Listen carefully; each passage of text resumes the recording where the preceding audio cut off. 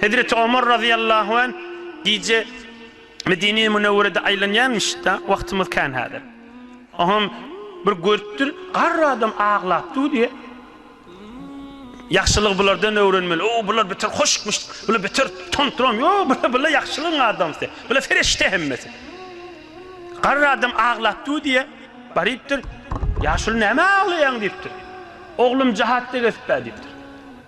Kim sen oğlum falani diptir. Şu çoban tağan farmandesine namı yaptır falanini evir diptir. Onu evurttir, geliptir, gelinde haydır gözlep duruptur. Burada ikisi de kucaklaşıp ağlaşıptır. Hazreti Ömer'de kan ağlaptır. Hay oğul diptir. Yere gittin, cihada gittin, falan yana gerek diptir. Gerek bolsa olsun diptir. İnniki de dədin yanına durursun diptir. Yaşıl dədi suamış da.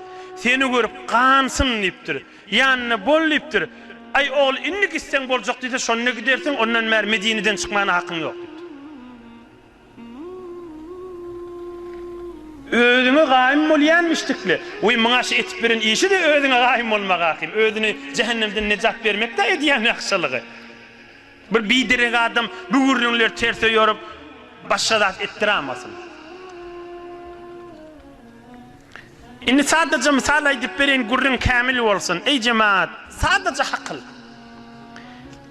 Şu zamanla şu ürünü de hemmemiz beter qow düşünýänlersa, kıyamatta erhiley oğulgyz biri-birini gaşşakdan nip. Şon bu zamanla dawa zamanna bu zaman her hal bereket göçüpdir. Allah hemmemize zindigimize bereket bersin, muhabbet bersin. Bir oğul şu zamanla razı mi dədeti bir tümen hakkını itin. Hiç kim razı dädi.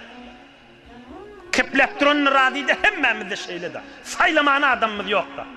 Hakkımız olsa soracak da, derdimiz de olsa şu dünyada ha. Gaziye baracak, hakkımız alacaktan da. Hemmemiz şeyle. Kıyamet bir kaptırlı cennet baka adam hakkını soramaz mı? Görünüp duranda. Beheşt var, cehennem mi ha? Kim hakkını geçecek beyle? Birce karşı yer işi epper gitmeli dünyada ha. Şu porsu dünyanın içinde. Lecen şudur şey.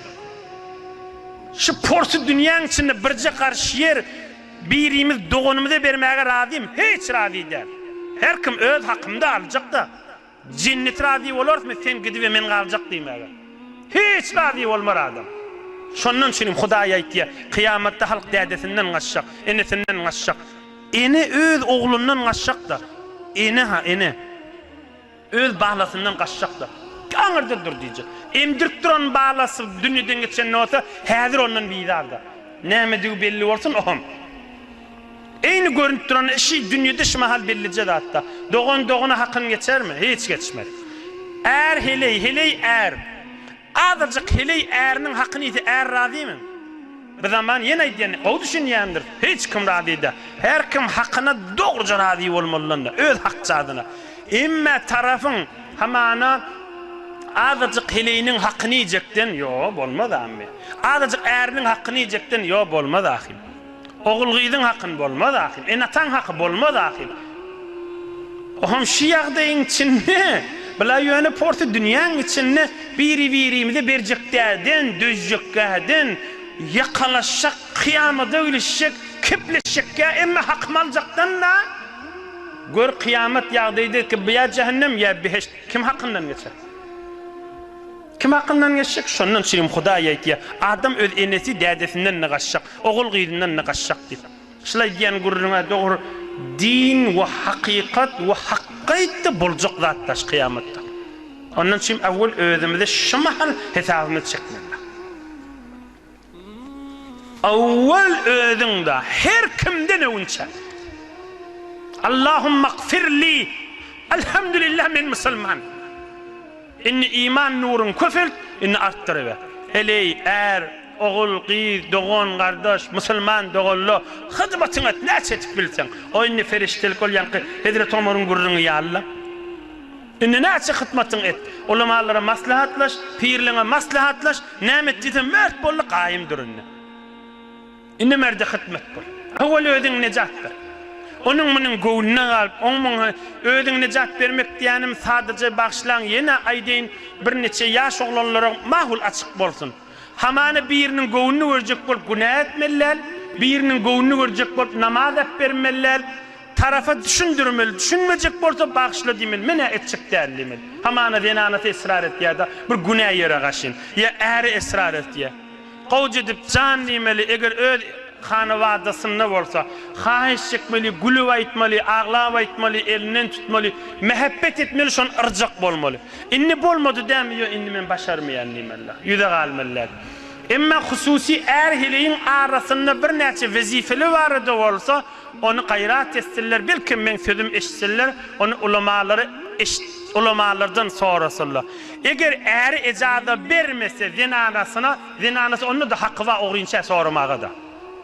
Zinanasını hamana bir günaha büyürüye da zinanı da nämetçiğin bilenak. O hem erdeki hiç kimden sormağına hakkı yok ya. Meger erin bir hattı da hakkı var mı? Ki onu hiç sattı öğretmesin ve hiç kimden ne sorma diyorsun.